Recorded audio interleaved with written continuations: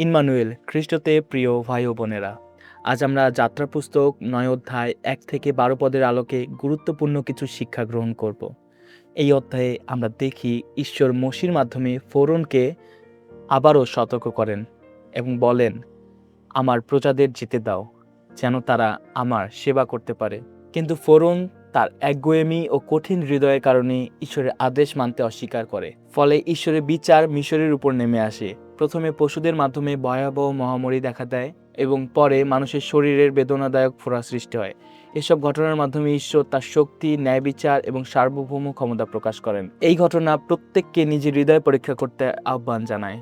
আমরা কি ঈশ্বরের কণ্ঠস্বর শুনে তার পথে চলছি, নাকি নিজের ইচ্ছা ও অহংকারের কারণে তার আহ্বানকে উপেক্ষা করছি? প্রিয় ভাই ও বোনেরা, এই অংশে প্রথমেই আমরা ঈশ্বরের ধৈর্য ও করুণার পরিচয় দেখতে পাই।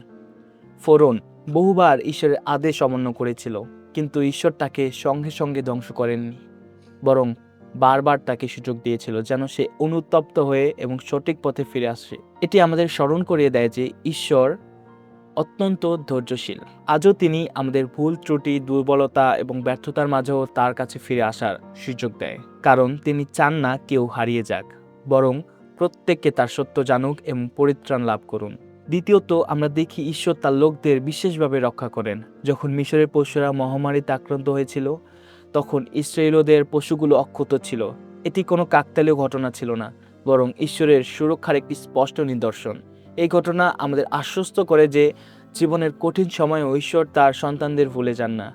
তিনি তাদের পাশে থাকেন, তাদের রক্ষা করেন এবং প্রয়োজনের সময়ে সাহায্য করেন। তৃতীয় শিক্ষা হলো, অহংকার মানুষের হৃদয়কে কঠিন করে তোলে। ফোরন ঈশ্বরের শক্তি বহু প্রমাণ পেয়েছিল, তবুও সে অনুতপ্ত হয়নি, কারণ তার হৃদয় অহংকারে পূর্ণ ছিল।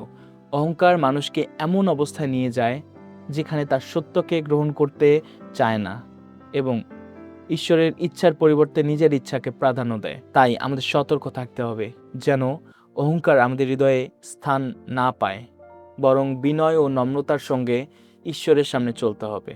চতুর্থত, এই অংশ আমাদের ঈশ্বরের সার্বময় কর্তৃত্বের কথা স্মরণ করিয়ে দেয়। মিশরের জাদুকররা নিজেদের শক্তি ও জ্ঞানের উপর নির্ভর করেছিল, কিন্তু ঈশ্বরের বিচার ও শক্তির সামনে তারা সম্পূর্ণ অসহায় হয়ে পড়ে। এর মাধ্যমে ঈশ্বর দেখিয়ে দেন যে মানুষের ক্ষমতা সীমিত, কিন্তু তার ক্ষমতা অসীম। তিনি প্রকৃতি, জাতি এবং সমস্ত সৃষ্টির উপর কর্তৃত্ব করেন।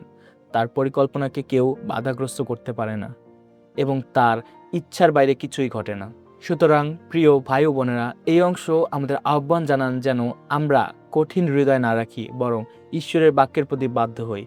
আমরা যেন তার ধৈর্যকে অবহেলা না করি, তার সুরক্ষার প্রতি আস্থা রাখি এবং তার সর্বময় কর্তৃত্বের কাছে নিজেদের সমর্পণ করি। সর্বশেষে আসুন আমরা মনে রাখি, ঈশ্বর ধৈর্যশীল, তিনি তার সন্তানদের রক্ষা করেন এবং তিনি সর্বশক্তিমান। তাই অহংকার ত্যাগ করে বিনয়ী হৃদয়ে সম্পূর্ণ বিশ্বাসের সঙ্গে তার উপর নির্ভর করি এবং তার পথে চলি। ঈশ্বর আমাদের সকলকে তার বাক্য দ্বারা আশীর্বাদ দান করুন। আমেন।